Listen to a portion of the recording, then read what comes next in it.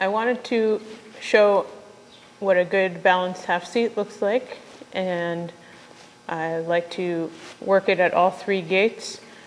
There's a little bit of style differences between the certain disciplines as far as sometimes a hunt seat looks a little bit different, the eventers look a little bit different, and the jumpers can look a little bit different.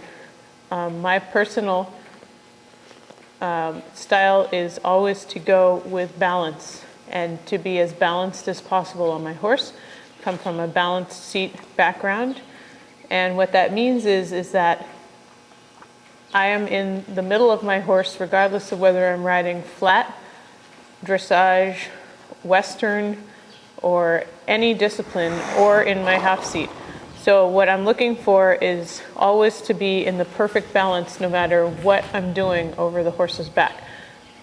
Over a jump, I want to stay right in the middle of the horse's balance, and that means my horse is more likely to land in balance on the other side of the jump and be ready to either make a nice approach to the next one or, ride away in preparation for whatever we're going to do next. Everything that I do comes from a place of always helping the horse's position. If the horse has a balanced rider on it, the horse will perform at its optimum. So I don't let trends and styles dictate where I ride on my horse. I ride what brings out the most performance in my horse and makes my horse most comfortable and stays out of my horse's way as much as possible when I'm asking them to do athletic maneuvers. So first thing is we need to have a really flexible ankle, and I know a lot of people don't have that. And what you can do is, like standing still here, you'll see I'm just allowing, this isn't a half seat, but I'm standing up to just stretch. This is a real straight up and down kind of stance. I'm doing that so that all the calf muscles stretch, and I'm making sure that my weight is equal 50-50 to the left stirrup and the right stirrup, which is a common problem. Some people ride off to the left and some people ride a little off to the right, and that's something you need to check and be aware of when your horse is standing square on some balanced footing. Always to make sure that you equalize your weight when you are in a position, because if you are leaning to one side or the other and you don't know it, you could be impeding the horse's bending signals, you could be impeding their balance, and you could be causing them to be resistant, and it could be your fault because you're unaware of it and you're trying to correct a problem that you're actually creating. So here I'm stretching.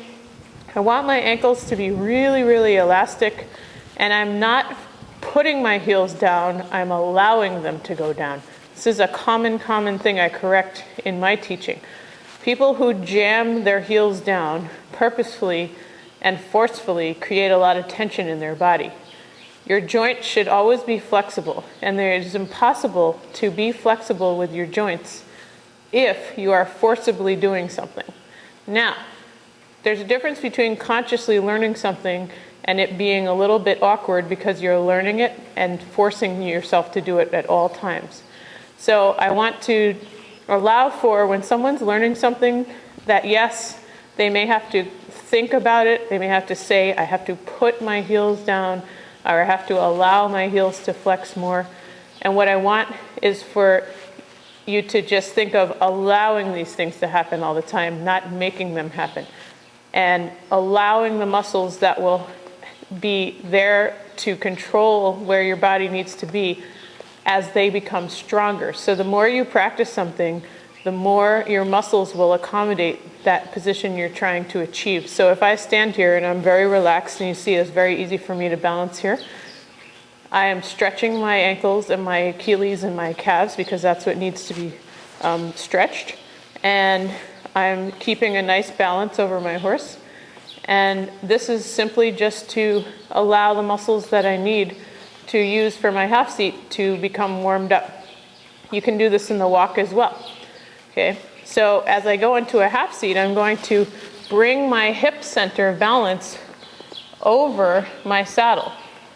So I'm not way high out of the saddle anymore. I am out of the saddle, and my seat is clear of the saddle, but I am now bringing my center back over the middle of the saddle, which allows me to be in balance over the horse as it moves.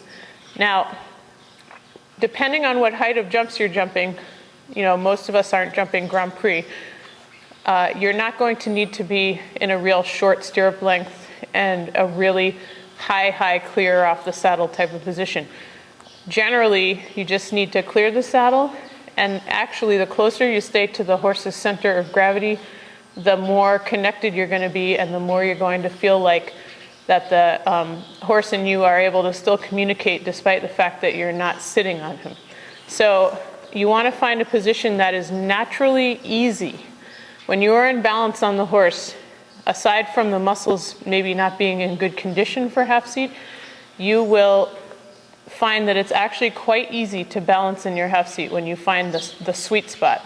So you look for that sweet spot that's really easy, and you ride in it a lot. Half seat requires people to ride in it quite a bit to learn how to balance at all three gaits and over small obstacles, ground obstacles, because it actually, in my opinion, requires quite a bit more fitness from the rider, especially cardio fitness and also leg fitness, just because of the squatting position that you're in. So I recommend that the more you build up your strength in your body, the more it will be easy for you to hold your balance over all kinds of varieties of circumstances, whether it's a perfect jump or a not so perfect jump. So that's something you need to practice, all the time.